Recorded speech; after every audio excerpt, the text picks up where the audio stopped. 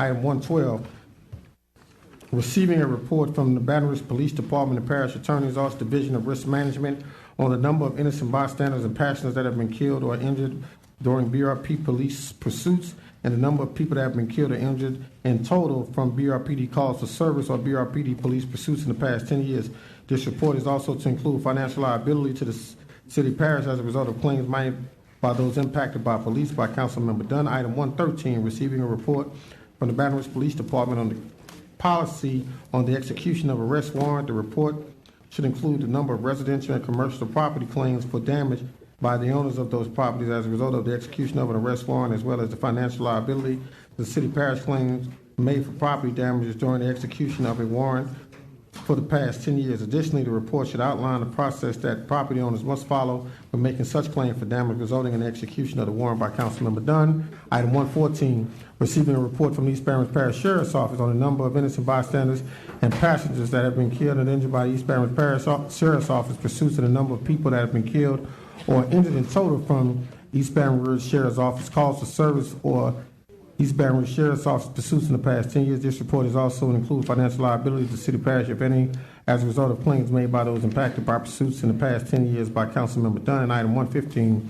receiving a report from the East Baton Rouge Parish Sheriff's Office on the current policy on the execution of an arrest warrant. The report should include the number of residential, commercial property claimed and damaged by the owners of those properties as a result of the execution of an arrest warrant, as well as the financial liability of the city parish if any of the claims made in the property damages during the execution of the arrest warrant for the past 10 years. Additionally, the report should outline the process that property owners must follow in making such claim for damage resulting in execution of the search warrant by Councilman Cleve Dunn. Ladies and gentlemen, we're going to have the report first, and then we'll have the public hearing. Councilmember Dunn, what's your pleasure? Who would you like? This is from the Mr. Myers. I received your request today related to the council agenda 114 and 115. Please be advised that the city parish has not had to bear any financial responsibility, liability as a result of any claims made by those impacted by pursuits for the past 10 years as a result of the sheriff's action, nor has the city parish had to bear any financial responsibility, liability as a result of any claims made by property owner as a result of the execution of a warrant by the sheriff's office. I hope the foregoing satisfies your request. The sheriff's office is not in a position to attend council meeting today. This is from the sheriff's office, and they are saying the city parish has not paid any money for either one. All right, we go to BRPD.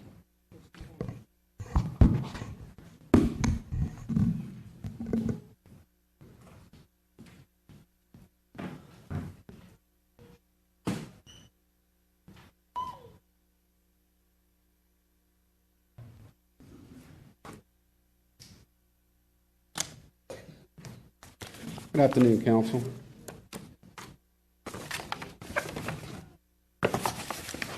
So in regards to the report, the data sets that were asked for aren't kept by the police department. A lot of the information, while we do prepare an annual vehicle pursuit executive summary, and we have since 2008, it outlines a lot of factors.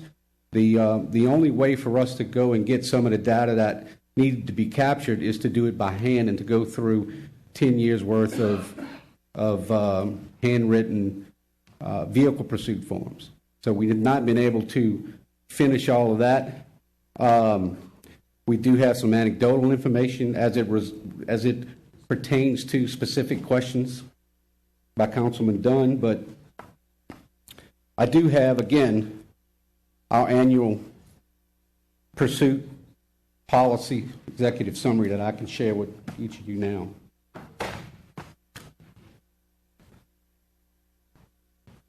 Councilman, as it relates to the pursuits, I was able to pull the past 5 years data that I've been keeping since we were here as it relates to the pursuits. As it relates to the liability, how much we've paid out, I don't have that data in front of me, and I believe we'll do that.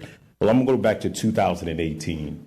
In 2018, Baton Rouge Police Department participated in about 153 vehicle pursuits. Those vehicle pursuits were started, one for an investigatory contact, nonviolent felonies, nonviolent misdemeanors, traffic, violent felony, violent misdemeanor arrests. We had 153 in 18, 144 in 2019, 106 in 2020. 2021, when I looked at the executive summary and those reports, we had 114 in 2021. We're still waiting on a little data to come back from 2022. That's still coming in, so that final report isn't there. But the things that stood out to me in the last 2 years' reports, the ratio of pursuits of call for service is about 0.06. That rate has continued to increase over the last 6 years. That is determined the pursuit percentage equals the number of pursuits divided by the calls for service in the city. We've seen this increase, started increasing since 2013 based on the analysis. The number of pursuits that were conducted exceed our expectations. What we thought around 80 should have been more the norm.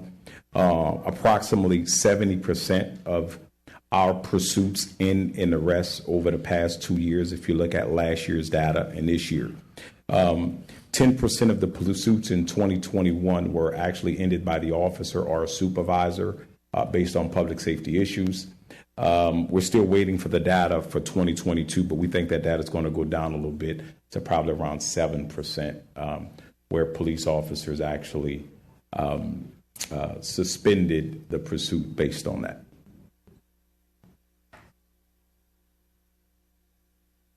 That's it? Yes, sir. Injuries, deaths? The injuries, death, I don't have that information, sir, for the past 10 years. You got it?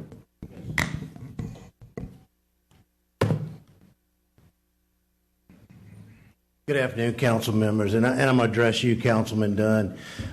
From an injury and death standpoint, my numbers are going to be different than the chief's because I don't hear about every pursuit. I do when there's a claim. So in the last 10 years, and this predates me, there was, and predates the chief, there was a two-person fatality. There was a case that actually went to trial. We tried that case. There was a verdict. And the Baton Rouge Police Department was only proved to be 25% at fault. So we weren't 100% at fault because we didn't necessarily cause 100% of the accident. There were two fatalities, but that when you initially asked, you had asked for 2 years, and then we went back to try to find 10 years. That case is probably maybe 7 years old, so it's within the last 10 years. Injuries, I just have one that I know of in the last 10 years that we recently played in the last 12 months. Prior to that, we don't have anything. I don't know if you want me to talk about the warrant, item 115-2, or Well, I want to take them separately. Yes, I have sir. some questions for the chief and the department. Okay. Are you finished with your that's report? basically it, Okay. Councilman. Chief? Cleve, we got to have a public hearing on each item before you ask any Okay, questions, okay. so we got to make sure we do that. Okay. Well, in that event, we can go ahead and take both of them. Are you going to get a report on the warrants as well? Yep, waiting for that as well.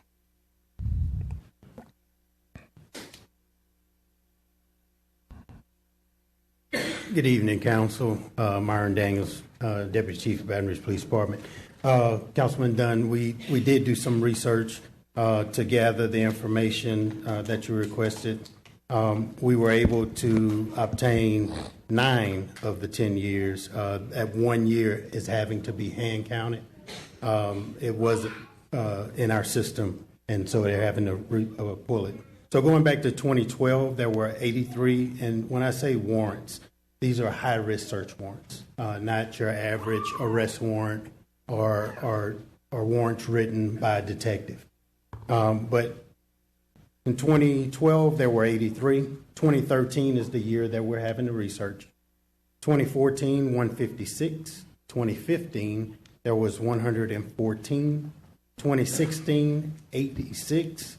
2017, 148. 2018, 189, 2019, 79, 2020, 53, 2021, 55, and last year's total was 109. That was the general totals. And like I said, we'll find out the additional information. As far as the claims, I think there's someone here to speak on that portion of it. But one of the questions that you did ask was procedures, and I don't know if that would be best for me to cover or for the procedures to be covered by risk management. But I'll be happy to do both. Okay. Yes. But I neglected to respond to one point for Councilman Dunn, and Mr. Dotson reminded me, I left it off. The reason you got that response from the sheriff's office is because the sheriff's office is self-insured. So if it's something that they cause, the parish is not responsible. I don't even get those claims. That goes to somebody totally separate. I was going to speak to in my comments, but I think their statement technically is true. But the information requested is for the public to know. The sheriff is funded by taxpayer dollars, yes, so I sir. wanted to know what their liability numbers is as well. And if I got to introduce another item to, tweak that to make them understand, we wanted to know the numbers, whether the city parish was paying for them or the sheriffs were paying for them, because it's taxpayer dollars. I just wanted you to know that office doesn't house those numbers for the sheriff. And I missed the last question. Did you want to know about how the claims were handled from the warrant standpoint, or? Okay. So the procedure.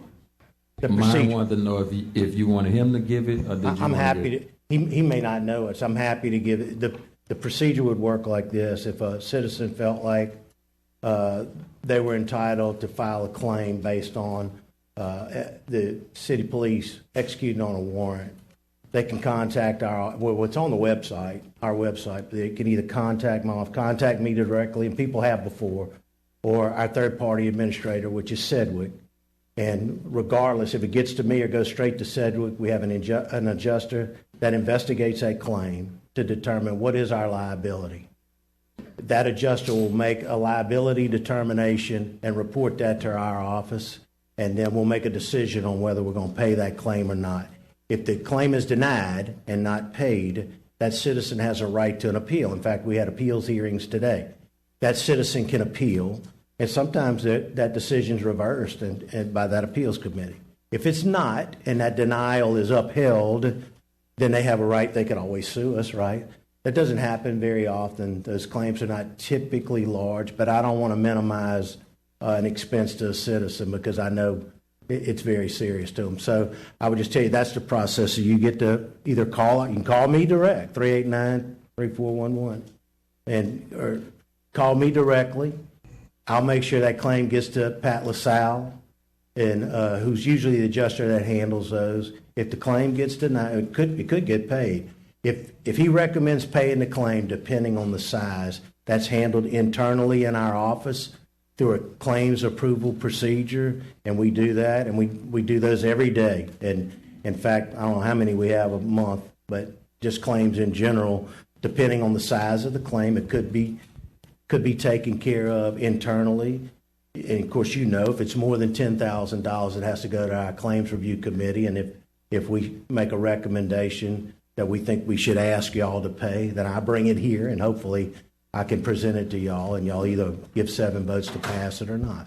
And do you have the numbers on what we've spent annually on those claims? I don't have the exact numbers because, we're changing how we keep that data because our TPA doesn't keep it like that. Typically, what happens is we found on average we get maybe 8 to 10 of those claims a year. Usually, we pay 1 to 2. And in fact, just recently we paid one that was about $3,300. They don't typically go over $3,000 or $4,000. They're smaller claims, but just depending on what the amount of damage is. I know we got members of the public here to speak, so I'm gonna give them the opportunity to do that when the time permits. But it seems as if y'all need to take a deeper dive on some of this data. Yes, sir. I vaguely remember the Florida Boulevard incident where a gentleman was walking across Florida Boulevard and was struck and killed. A simple Google search talks about a police pursuit that ends, a police car theft that ends in police pursuit and a death, and another one where BRPD killed 4 people. So I'm gonna give you some time to dig into it. it's evidently that you need more time to dig into it and get us some more data. You don't have the numbers on. No, sir. I don't have it on the property damage claim. Yeah, on No, the sir. property damage, but I'm gonna get a public opportunity. And I'm going to do my and we'll best to revisit it. recreate it for you. Is there anyone here wishing to speak on items? Anyone here wishing to speak on items? We have Thaddeus Schwartz here to speak on the item.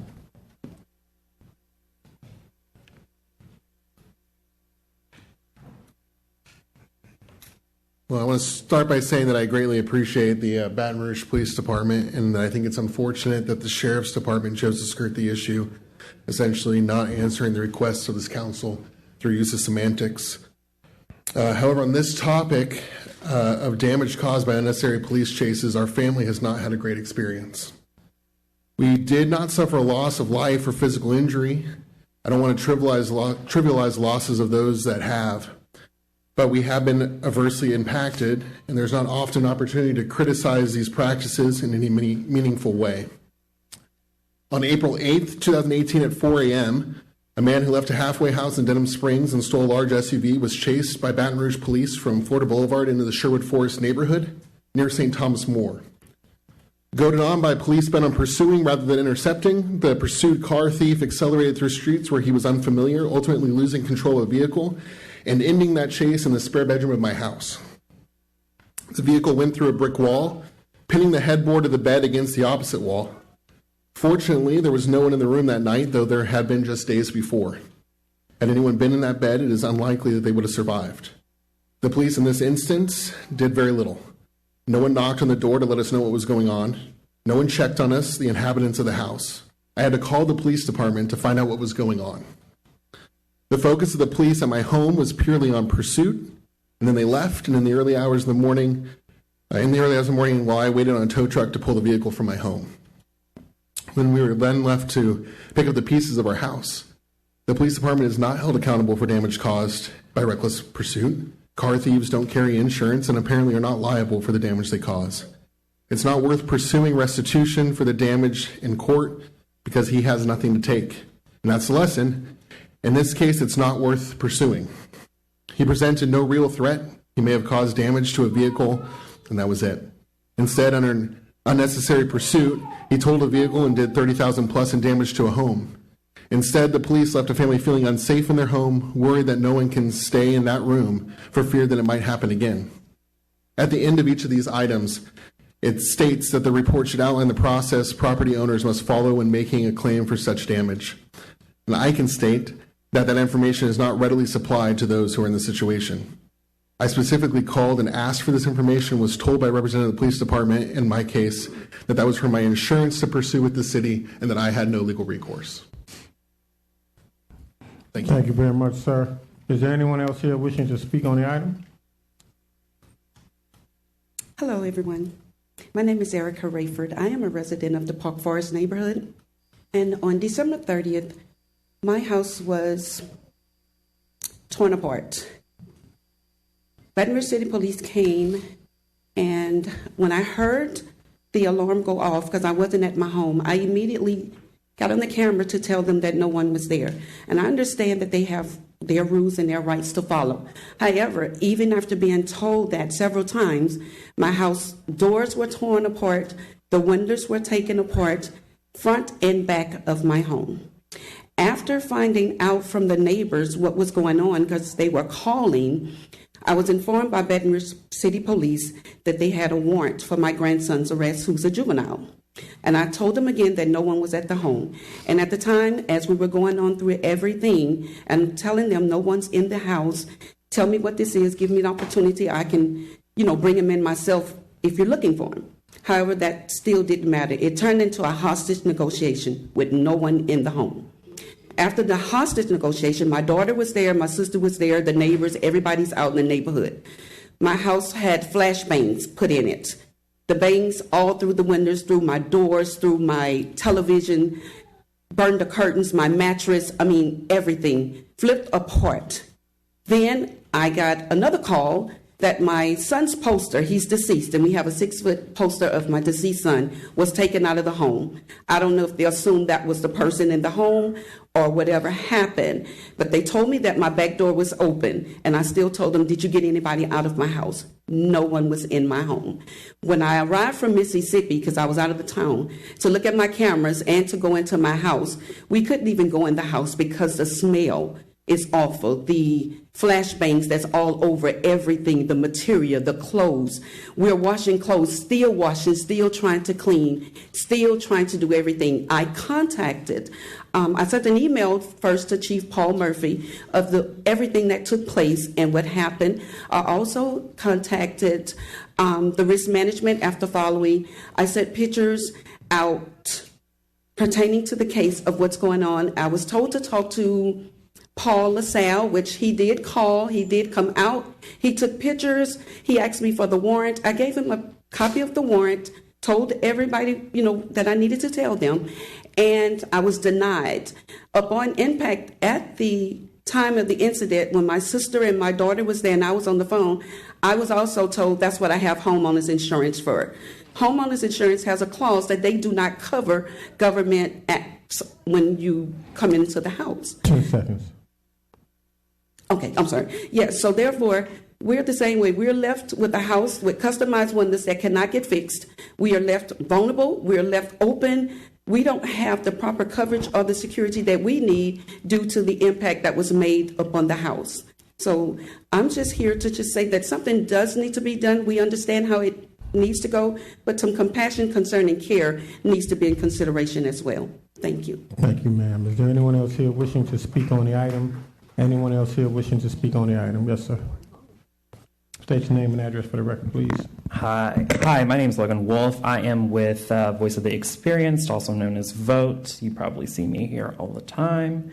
I do want to just state, of course, that Baton Rouge Police Department and the Sheriff's Office skirted around the issue. We obviously did not get a report from them on their current practices on arrest warrants, which is not surprising. But I do want to start off by thanking Councilman Dunn for raising these issues today.